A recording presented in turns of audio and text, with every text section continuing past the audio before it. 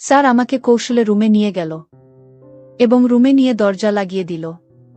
দরজা লাগিয়ে দিয়ে স্যার আমাকে বলল যে, জয়ন্তী, অনেক দিন ধরে আমার মনের ভিতর একটা কথা আটকে রেখেছি, কিন্তু আমি তোমাকে বলতে পারিনি। জয়ন্তী, আমি তোমাকে অনেক অনেক ভালোবাসি। কথাটা না বলে আমি আর থাকতে পারছি না। তোমার রূপ, তোমার লাবণ্য, তোমার যৌবন, তোমার চোখের চাহনি, তোমার হরিণীর মতো চোখ, তোমার বনলতার মতো চুল, তোমার ব্যবহার, তোমার মিষ্টি মিষ্টি কথা। জয়ন্তী, আমি তোমার এইসব কিছুর মায়ে পড়ে গেছি। জয়ন্তী, তোমাকে আমি আমার হৃদয়ে, তোমাকে আমি আমার অন্তরে, তোমাকে আমি আমার মনের মণিকোঠায় কিভাবে যে স্থান দিয়ে ফেলেছি আমি তা নিজেও বুঝতে পারিনি। জয়ন্তী, এক কথায় বলতে পারো আমি তোমার মধ্যে হারিয়ে গেছি।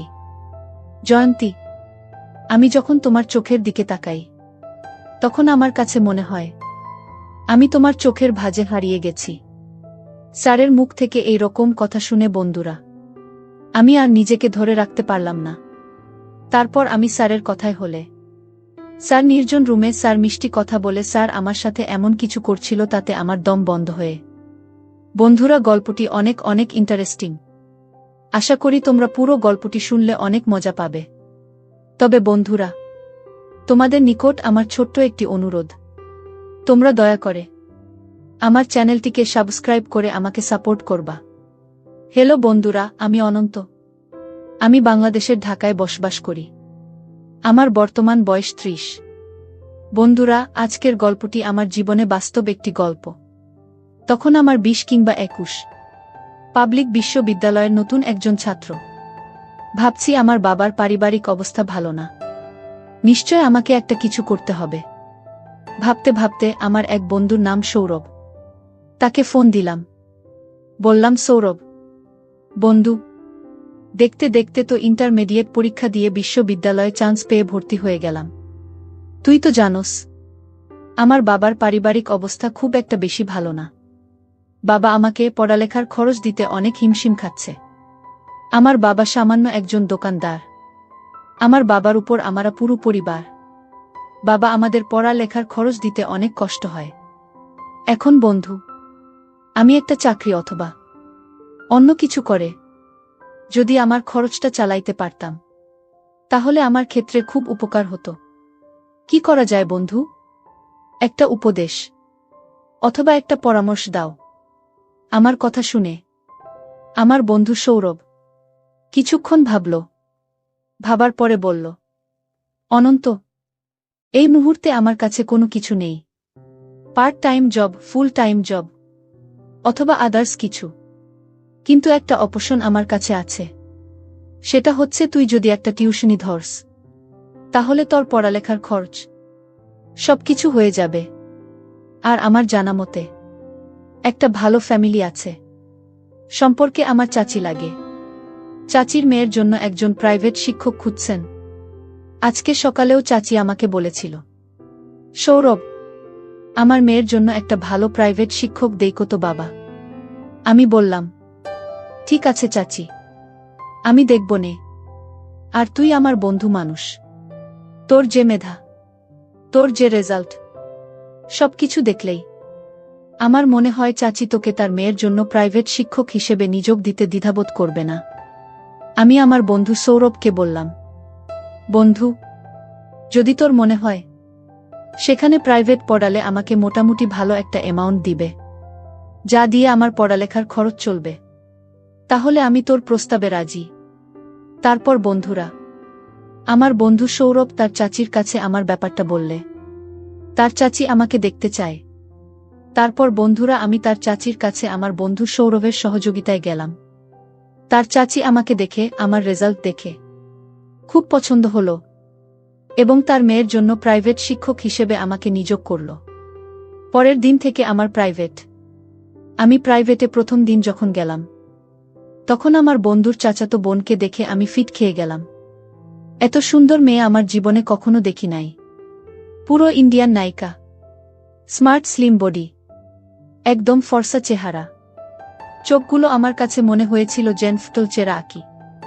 মাথার চুলগুলো আমার কাছে মনে হয়েছিল যেন বনলতা সেনের মত। অবাক দৃষ্টিতে তার দিকে কিছুক্ষণ তাকিয়ে থেকে আমি জিজ্ঞেস করলাম, কি নাম তোমার? সে উত্তর দিল, স্যার আমার নাম জয়ন্তী।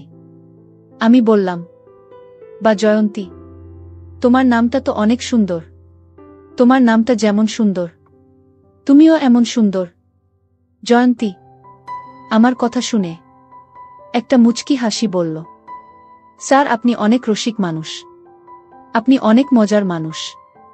আমি বললাম, জয়ন্তী কিভাবে বুঝলা যে আমি অনেক রসিক মানুষ, আমি অনেক মজার মানুষ?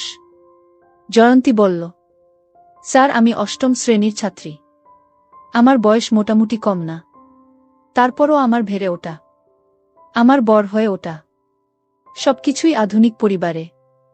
আমি বুঝি স্যার, একটা মানুষ কিভাবে কথা বললে আমার কাছে মনে হয় সেই মানুষটা রসিক। সেই দিক থেকে স্যার আপনি রসিক মানুষের অন্তর্ভুক্ত।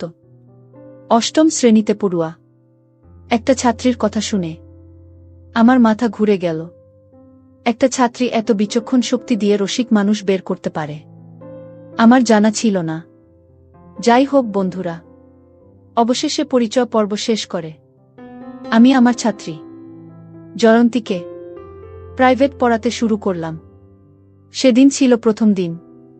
প্রথম দিন থেকেই বুঝতে পেরেছিলাম তার মেধা অত্যন্ত প্রকট, যে কারণেই তাকে প্রাইভেট পড়ানোর আগ্রহ আমার আরও বেড়ে যায়। কারণ মেধাবী ছাত্রছাত্রীদেরকে প্রাইভেট পড়াতে যে কোনো শিক্ষকেরই আগ্রহ অনেক বেশি থাকে। আমার ক্ষেত্রেও সেরকমই হয়েছিল। আর অন্যদিকে আমার ছাত্রী জয়ন্তী অত্যন্ত সুন্দরী, লাবণ্যময়ী এবং কি মিষ্টভাবী ছিল, যার কারণে আমি তার প্রতি প্রথমে কিছুটা দুর্বল হয়ে যায়। আমি জানি, যদিও তাকে কোনোদিন পাব না, কারণ তার ফ্যামিলি আর আমার ফ্যামিলি কখনো কোনোদিন ম্যাচ হবে না। এভাবে দেখতে দেখতে আমি তাকে প্রায় 2 থেকে 3 মাস প্রাইভেট পড়ালাম। সেও আমার প্রাইভেট পড়ানোর কৌশল থেকে অনেক খুশি। প্রথমত আমাদের মধ্যে খারাপ কোনো কিছুই ছিল না, কিন্তু দুজন দুজনের প্রতি আস্তে আস্তে কিভাবে যে দুর্বল হয়ে যাচ্ছিলাম তা বুঝতেই পারছিলাম না। সে আমার দিকে পড়ার ফাঁকে ফাঁকে মাঝে মধ্যে কেমন জানি এক অদ্ভুত দৃষ্টিতে তাকিয়ে থাকত। আমিও মাঝে পড়ানোর সময় তার প্রতি অন্যরকম দৃষ্টিতে তাকিয়ে থাকতাম, কিন্তু কেউ কখনো কারো মনের কথা প্রকাশ করতে পারতাম না। এভাবেই চলতে চলতে প্রায় 3 থেকে 4 মাস চলে গেল। 3 থেকে 4 মাস পর একদিন তাকে দেখে আমার চোখ কপালে উঠে গেল, কারণ সে এই দিন তার বাড়িতে কিসের জন্য একটা অনুষ্ঠান ছিল। অনুষ্ঠান উপলক্ষে এমন সুন্দর করে সেজেছিল যেন তাকে আসমানের পরী মনে হয়েছিল। তাকে দেখে আমি কতক্ষণ যে অপলক দৃষ্টিতে তাকিয়ে রয়েছিলাম আমি কখনো অনুভব করতে পারি নাই। শুধু জানি কিসের একটা মুহে আমি যেন তার প্রতিমূর্তির মতো দাঁড়িয়ে রইলাম। আর মনে মনে ভাবলাম, কেন জানি মনে হয় সে আমাকে অনেক ভালোবাসে, কিন্তু আমার সামনে প্রকাশ করতে পারে না। আমিও তো তাকে অনেক ভালোবাসি, কিন্তু আমিও তো তাকে প্রকাশ করতে পারি না। জয়ন্তীকে ভালোবাসি এ কথা প্রকাশ করতে না পারায় মনের মধ্যে কেমন জানি একটা অস্থির অস্থির ভাব চলে আসলো।